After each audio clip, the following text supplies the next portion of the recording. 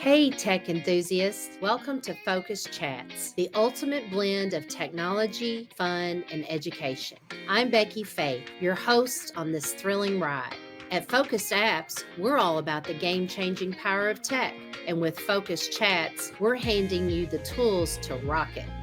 Let's get focused. Welcome to FocusChats. Today I have the pleasure of interviewing Adam Sisson, a business analyst here at FocustApps. How are you doing today, Adam? I'm doing great, Becky. How are you? Doing great. Thanks for being here with me today. I just want to start off by asking you, Adam, will you tell me a little bit about your background and what led you to come to FocustApps? Sure. Yeah, so I always grew up loving technology, was really fascinated with just the latest gadgets and really got into website development. I eventually taught myself how to code when I was in middle school. That's impressive. Just really liked having a way to be creative and dabbled in graphic design a little bit. So I made these websites that I could put the graphic design on or have people request my services just to be able to design them something small for either a blog or a website for them. And so when I got into high school, I had some friends that told me, that sounds like a potential career path that you would really like, getting into programming or something in technology. And so I ended up going to the University of Kentucky. And they had a technology path in computer science, and I did try that route, did a little bit of programming classes with Python and some SQL databases and some security classes too. But I'm a little bit more of a people person, so I found that I really liked the communicative aspect of working with technology, and so I ended up changing degrees and got more of an IT communication degree. And eventually got into some internships back here in Louisville at this Louisville Metro government, and got to work and see how some of those points are connected with technology across the city. A lot of different jobs, but good. all while working with different people, and I really liked that aspect, and it eventually led me to become a business analyst. Yes. Well, that's incredible. So did you make any money off those websites you were designing? I did make some money. It wasn't a lot of money, but because I think it was probably people around the same age at the time or a little bit older that wanted to give a few dollars for, designing something for them. But it really was a way to be creative and work with Photoshop and design those graphics for them. That's really awesome. Well, thank you for that, Adam. That's incredible. There's a lot of things, even though we work together, it's amazing what I learn more about, and that's amazing. What skills or certifications have been most valuable in shaping your career as a business analyst, you think? Yes, so getting into being a business analyst, one of the biggest things, especially in the software industry, is having the methodology aspect of it, and particularly agile, so agile software development, and there are a lot of certifications that you can get that teach you and reinforce that way of doing things in the software world.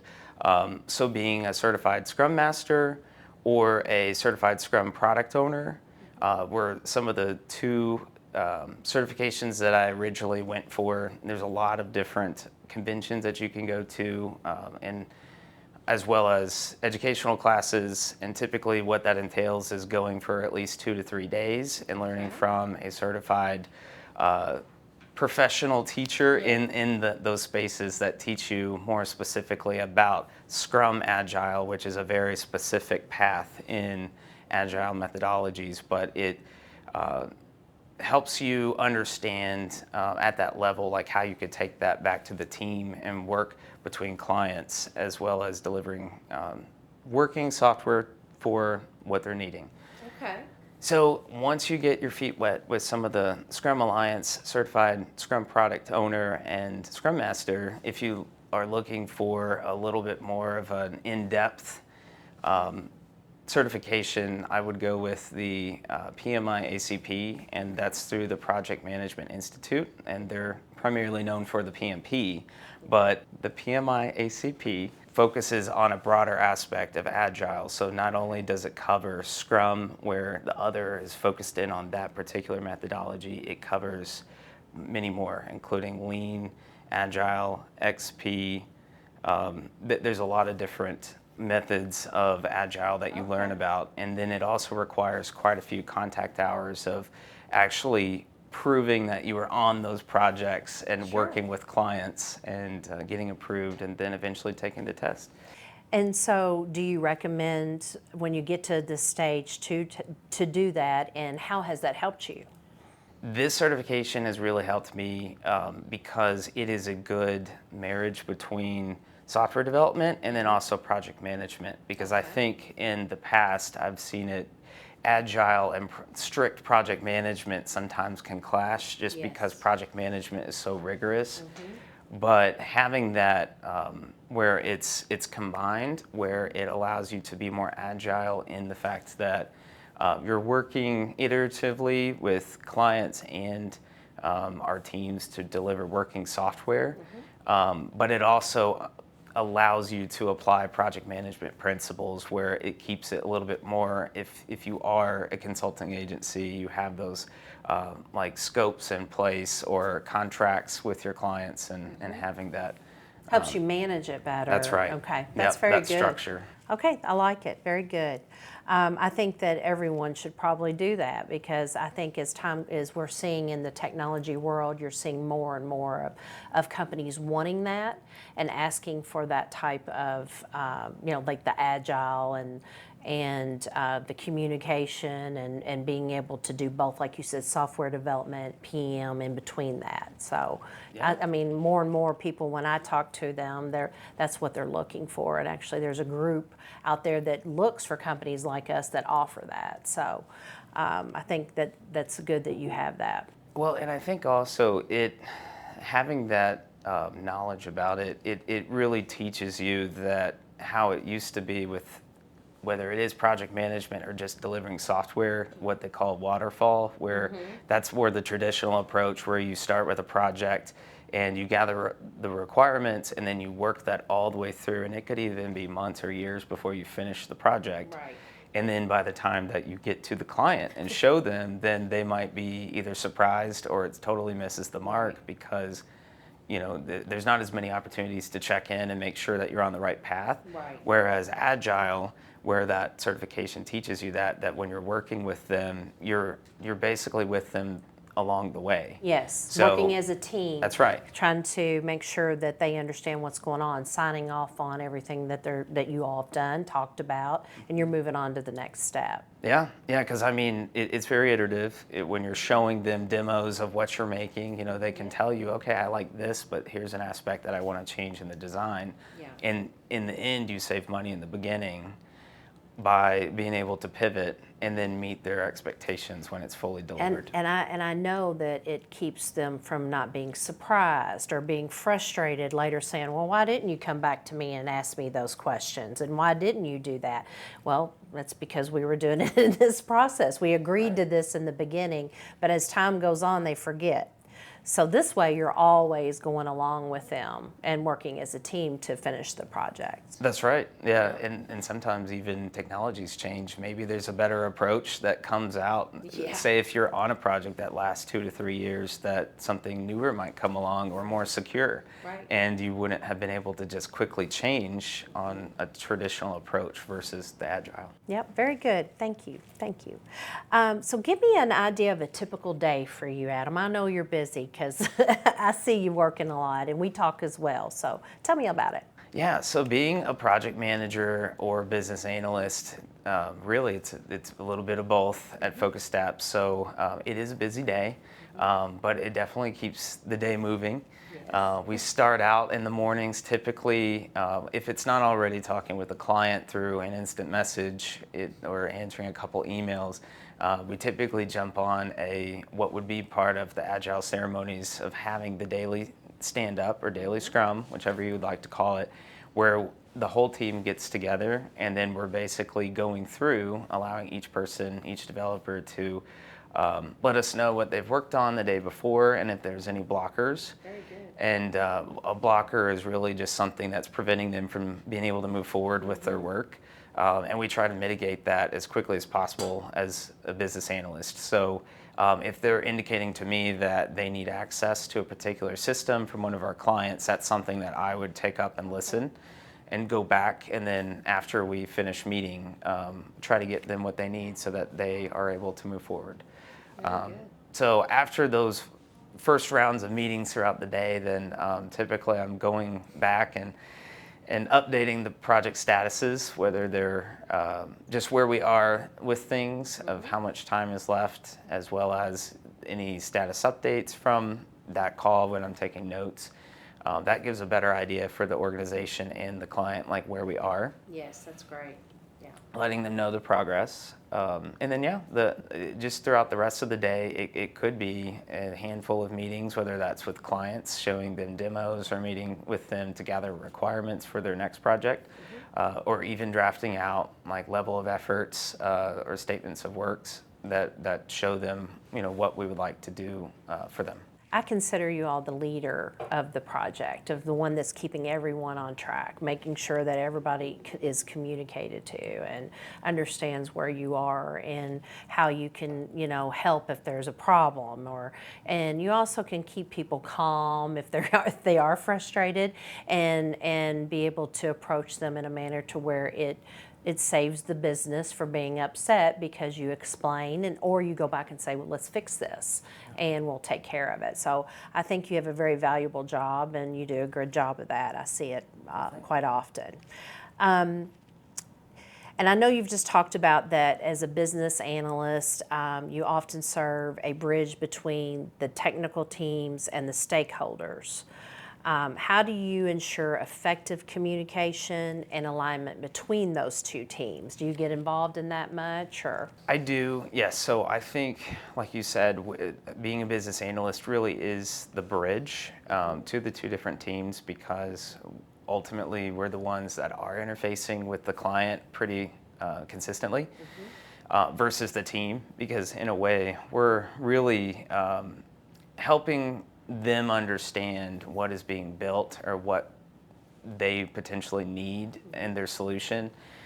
So a lot of times, and sometimes we do work with really technical people who can speak that language, but a lot of times at the business level, they're looking at more of the solution and how they're going to get the return versus what the software does. What the software actually does. What programming language are we writing it in? Right. But so that requires me to go back to our team during the day and work with them and try to solution and understand, what technology would be the most secure, what would it be to make them more scalable if they need to add more users, anything like that. And then taking that and trying to make it a little bit easier or higher level for them to understand. And that could be on a call, a face-to-face, or even through just email or instant messaging, just helping them understand. Yeah, I think that is a very valuable thing, because I have a lot of businesses that come to me, and I also have this with Kevin, our director of app development, be with me, because on my level and your level, talking to the stakeholders, we're more maybe not on the technical side, and then then I have Kevin, and you have other people that you can go to that are on the technical side that will talk that language, and then we talk more, like you said, what is it that they need, and we go get it and take care of it, and they don't have to worry about dealing with it, right? Yeah. Very good, very good. So can you share an example of challenging project that you worked on here at FocustApps, and how did you overcome the obstacles of that? So we have had some projects in the past at FocustApps where everything goes as planned in the beginning.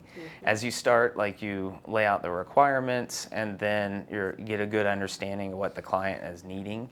But I do remember this particular time that we were asked to upgrade a particular calculator tool, and it was about 12 years out of date, I believe.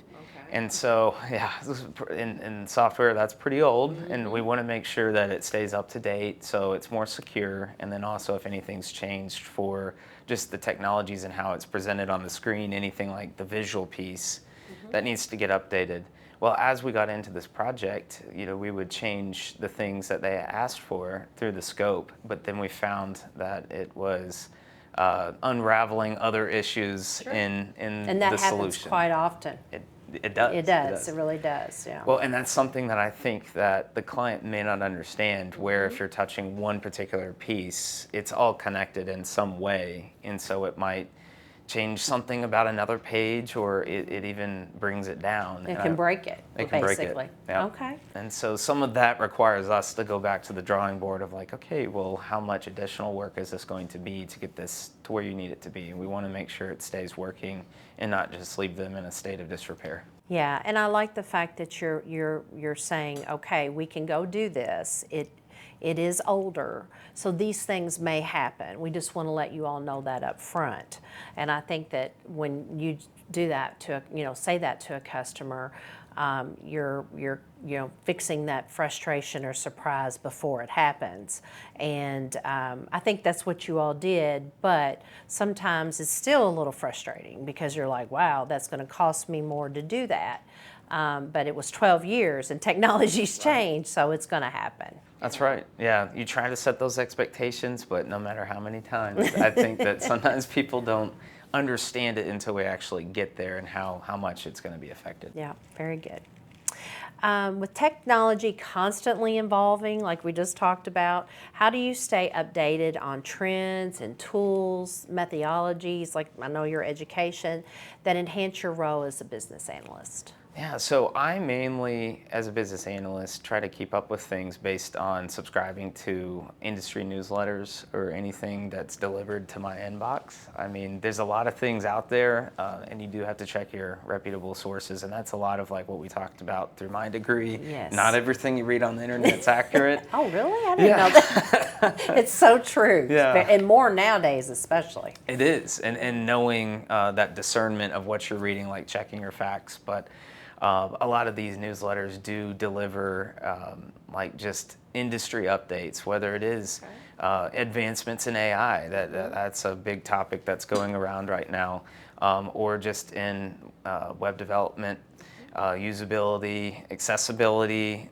any of those keyword or topics that help keep us on the latest trends. But then also, not only that, but at FocustApps we have quite a few lunch and learns that we do. So team collaboration, relying on working with our team, and at these lunch and learns, a lot of our development staff presents an idea or on a particular topic, whether it is security and how we approach that, or AI. And there's a lot of different topics that we can go down, and just listening and discussing with them on kind of an open forum presentation style.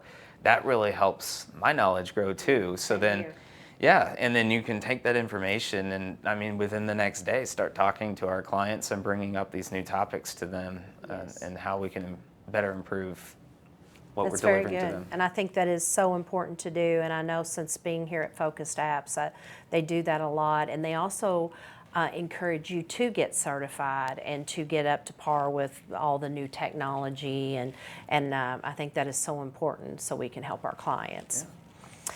So from your perspective, what are the biggest challenges businesses face when implementing custom software solutions, and how can they be prepared to overcome from them? I think from my perspective, there's about two different main aspects that I've noticed on a lot of different projects, and it has to do with like implementing it with teams that I think the initial project team that we work with is aware of the changes that are coming or the new software. But at times, if we've done like moving a CRM for a sales team from one to, say, Salesforce, something like that, they're not used to it. Like the rest of the sales staff say, and they might be technical, but some may not be. And if they're used to clicking the same button or doing certain tasks each day of where it was in the previous system, that can be a little bit of a challenge when they're all of a sudden expected to learn this new system on top of what they're doing every day, because they're busy. Yes. They're answering phone calls, emailing people for their own job. But so a lot of that requires our team, including myself, to come up with whether it is training materials, like I've had to do that before, compile guides with screenshots and just walking them through those processes, or whether it's a demo or training as we're implementing their system. Yeah. So that's the first. Okay. And then the second, I would say, are the maintenance and say some of the increased server costs. Sure. After we implement a solution for them. I think that a lot of times when you do an upgrade or you are scaling to add more users into a system, sometimes that requires more monthly maintenance. Like it's not just more investment. That's right. It's not just a one and done. That's right. You have to do those security upgrades because, if you leave it for many years, it could either break or you're more vulnerable to people that are trying to get into your system. And so that requires a place like us to be able to continue that maintenance for them and make those improvements and suggestions along the way. Yes. It's interesting that you talk about the CRM and the changes in that, and as a sales person, I can tell you that we don't like that. And the reason why is because it's change, and we don't like busy work anyway. Right. And you're making us do it, and we don't right. we don't want to do it. So we're kind of like little babies over in a corner kicking our feet, going, no, we don't want to. So you all being patient and understanding that is good, but also as a salesperson hearing that, I need to do better and letting the in the beginning of when I do my sales pitch, to let them know that there's going to be more maintenance. There are going to be changes that are going to occur. And when that happens and people are getting frustrated, we need to know so we can maybe implement some training tools, and maybe we can help them feel more comfortable about it before it blows up.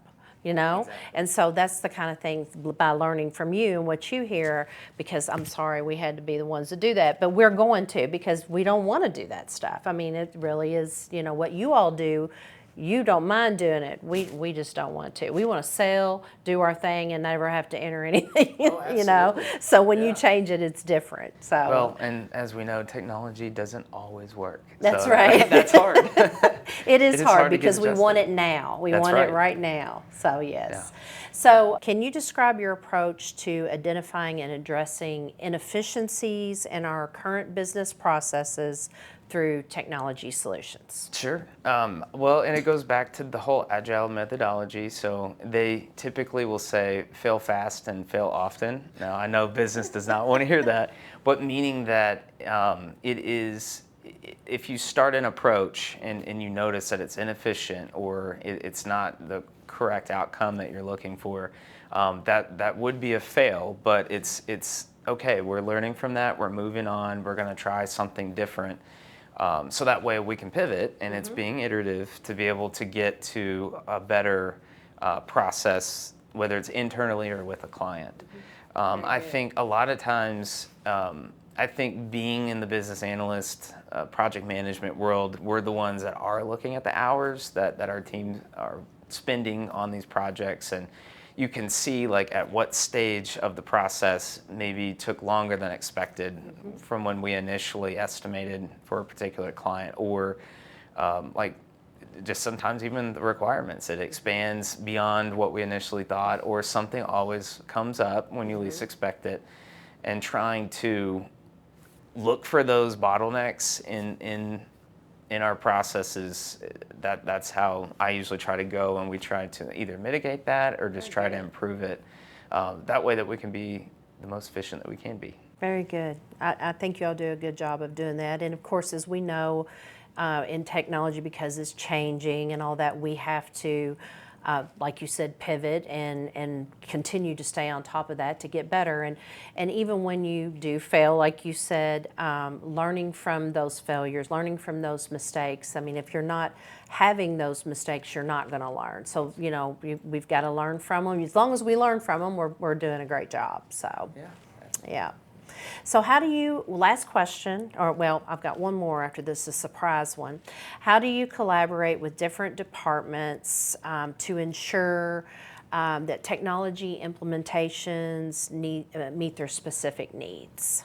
So that kind of goes back to working as a business analyst with the different groups and understanding the needs are different and how you communicate those to the different sets of people. Okay. A lot of that has to be, like with the business, it's more understanding high level what is the problem that either that they're facing or that they're needing to solve. And then that helps me when writing requirements in a way that I can translate that gives a use case of how we can improve that for them, and then taking that back to our technology team that's actually going to develop that for them. And in those planning sessions, when I take those requirements back, it's working with them, and then that's where we solution, where they try to come up with how they're going to actually solve their problem.